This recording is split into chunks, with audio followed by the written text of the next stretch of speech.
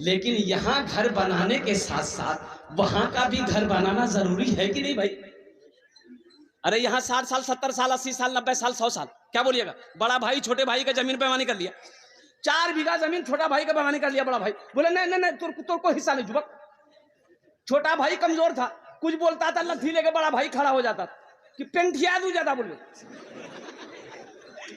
छोटका भाई को किसी ने मशवरा दिया कि सुनो तुम कमजोर हो, तुम्हारा भाई बदमाश है, ऐसा करो तुम पंचायती बैठाओ, पंचायती बैठाओ, मुखिया साहब आएंगे सरपंच साहब आएंगे, इंसाफ कर देगा। मुखिया साहब आए, सरपंच साहब आया, पूरे गांव वाला बैठा, समझल के सब को देखे बाबू तोर छोटो भेजू, छोटो भे के है जी बेटा बराबर है, इकर 4 बीघा जमीन तेले लेन से दाद है।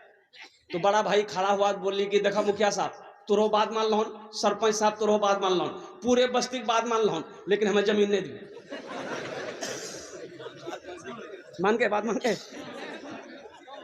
अब मुखिया सरपंच भी परेशान हो गया, बोले छोटे भाई को बोला कि बाबू सबर करिए, सबर करिए, अल्लाह करो जजा देते। पूरे इलाके में हल्ला हो गया। क्या काम किया बड़ा भाई, हज के टाइम में हज की तैयारी कर लिया कि हज करबो हम। हज की मुकम्मल तैयारी हो गई तो हज में जब जाने लगा तो सोचा कि चले जाते हैं कारी सुलेमान साहब से मिल लेते हैं, मदरसा में जाकर कुंवारी में हजरत कहेंगे हजरत दुआ कर दीजिएगा। कारी सुलेमान साहब सब जानते थे पक्का बेईमान है। तो कारी सुलेमान साहब से मिलने गए तो कारी सुलेमान साहब ने कहा कि कहाँ जे सारे, बोले अल्लाह तोरा पता नहीं जान हम हज हम जाइए। तो कारी सुलेमान साहब ने कहा कि पीछे का सारा मामला खत्म किया। बोला कौन मामला, हम तो फिट फाट जी। तो हजरत ने कहा कि वो जो अपने भाई का 4 बीघा बेईमानी किया है वो जमीन लौटाए। तो बोला कि लो इसी को माफ कराने तो हम जा रहे हैं हज करने के लिए, माफ होगा? अरे भाई बोलो वो माफ होगा?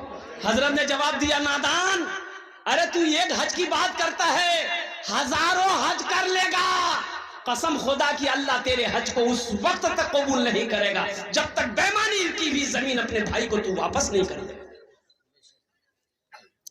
मुसलमानों मौत पीछे खड़ी है, अल्लाह को पहचान जाओ, अल्लाह से लव लगाओ। ये 60 साल 70 साल जिंदगी, ये 80 साल जिंदगी, ये यहीं तक की जिंदगी है जहां हमेशा रहना है। लाखों नहीं, करोड़ों नहीं, अरबों नहीं, खरबों साल रहना है। जहां जाने के बाद नहीं आना है तो वहां घर बनाना होगा कि नहीं होगा? भाई वहां जरूरी है कि यहाँ जरूरी है? बोलियो वहां जरूरी। कितने लोग वहां घर बनाएंगे? जरा हाथ उठाओ, इंशाल्लाह मैं दुआ करूंगा। अल्हम्दुलिल्लाह, वाह भाई वाह, अल्हम्दुलिल्लाह। तो सुनो, ये कई बच्चे हाफिज कुरान हुए हैं भाई? ए बच्चे, ये देखिए इधर आ बेटा, इधर आ, इधर आ, इधर। एक बच्चा इधर आना, एक बच्चा इधर आ। ए जानते हैं ये कौन बच्चे हैं? अल्लाह अकबर कबीरा। ये वो बच्चा है, बैठ जाओ, ये वो बच्चा है, कुर्बान जाओ। ओ हो, ये अल्लाह का दोस्त है। जो हाफिज कुरान होता है वो अल्लाह का दोस्त होता है। तो बताओ ये बच्चा 10 आदमी को जन्नत में लेकर जाएगा। एक हाफिज कुरान 10 आदमी को जन्नत में लेकर जाएगा। क्या आदमी को लेकर जाएगा? अबे बोलो भाई। आइए वकील साहब कितने को लेकर जाएगा? इंजीनियर साहब, इसको बंद करो भाई।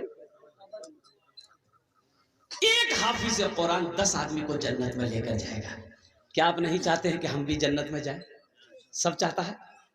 अब भाई सब चाहते हैं ना, जन्नत में जाएंगे इंशाल्लाह, अल्हम्दुलिल्लाह। लेकिन बूढ़ा लोग जन्नत में नहीं जाएंगे। बुढ़वा बुढ़िया जन्नत में नहीं। अब बुढ़वा से सोचते हैं की बोली जियो, हमें नमाज पढ़ी, रोजा रखे, कुरान पढ़िए मैंने। हाँ लेकिन नौजवान सुनो, अल्लाह बूढ़ा बनाकर जन्नत में नहीं दाखिल करेगा। अल्लाह बूढ़ा को जवान बनाएगा। अल्लाह हर बूढ़ा को जवान बनाएगा। 33 साल की अल्लाह उम्र देगा, जवान बनाकर हट्ठा कट्ठा बनाकर जन्नत के अंदर